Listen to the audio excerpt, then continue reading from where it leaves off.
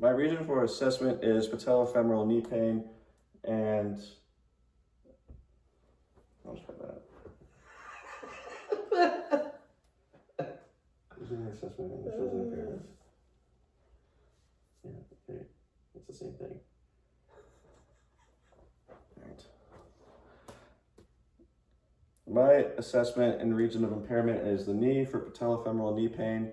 So for a summary of the findings in the tests that I did a static posture analysis and an overhead squat, which both showed knee valgus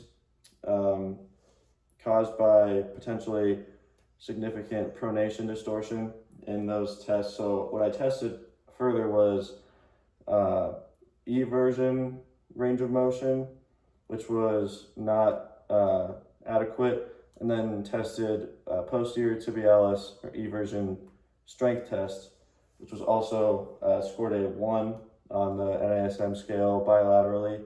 So based on those findings, my hypothesis is that the peroneals are an overactive muscle causing that pronation to be present, and the posterior tibialis is the underactive muscle which has been compromised or put in a compromised position by the overactive peroneals. So for the first technique for the inhibition, we'll do lacrosse ball rolling of the peroneals. So we'll be on the ground here, you see. Have it under the lateral side of the lower leg, and then roll on the ball until you find a tender spot and hold that until you feel it release on both sides of the leg, or both legs.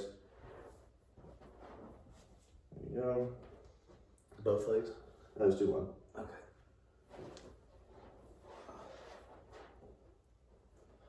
So this will serve as the inhibition for the peroneals, since those are hypothesized to be, from the test run, hypothesized to be the overactive muscle that's causing the pronation, which is causing the knee valgus, which is causing the patellofemoral knee pain. So this is the chosen inhibition technique to be used to start out this corrective exercise continuum. For the lengthening, we're going to do a peroneal stretch and have the leg crossed. Grab the foot up by the toes and pull it up. Stretch that peroneals, put the foot in a everted position, and hold that for the 30-second hold for 2 sets on each leg, just like that. So this stretch will lengthen the peroneals, which have been shown in the test done to be tight and overactive. So after inhibiting the overactive peroneals, we will be doing this stretch to lengthen them out, to have them be at a more normal resting position and not pulling the foot into pronation once it is lengthened and re-educated back to that normal resting state. Okay, for the activation technique, we're going to use a bit of an improvised resistance band. I usually use a more traditional resistance band, but use a resistance band, wrap it around the medial part of the foot, and have it over around the corner of the bed or under the corner of a table or anything to get it to pull the foot into inversion. And so have it pulling the foot that way and bring the foot in and hold it 4 seconds and back in 4 seconds. Have that hold there at the end, and then let it back down.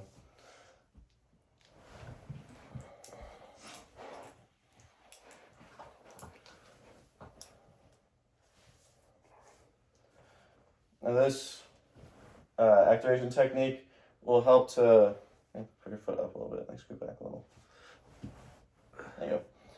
This activation technique will help to get the posterior tibialis muscle working like it should be, as it's been neglected and underactive for such a long time, causing this pain and this insufficiency. So this will help to get the posterior tibialis to behave like it should and help the individual to feel what it's like to have that muscle working, since it might not be something they've been able to do correctly for a long time. So that's the activation technique, help get that muscle firing again under the right circumstances and get it active. For the integration technique, we're doing a step down off of this step ladder as the final progression. It will progress further after, but as the final step of the corrective exercise continuum. So the individual will be up on the ladder and then step down, making sure it's also helpful to do this in front of a mirror so that they can look at their knee and make sure that it's not diving in as they step down. So up on here and then stepping down, making sure to keep that knee in line and step down slowly, controlling it all the way down, making sure that knee doesn't dive in as you descend. So this exercise is chosen just to make sure and to really make sure the individual has the movement patterns down to do movements like this without the knee going valgus as they do it. So using the progress they've made with the inhibition, lengthening, and activation.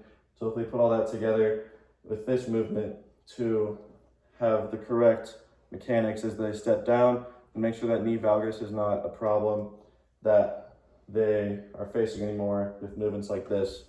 Along with this, it's good to redo the assessments you did beforehand, the static posture, overhead squat, and all that range of motion and strength tests to make sure that progress was actually achieved on top of the qualitative data you get from just observing the exercise like this.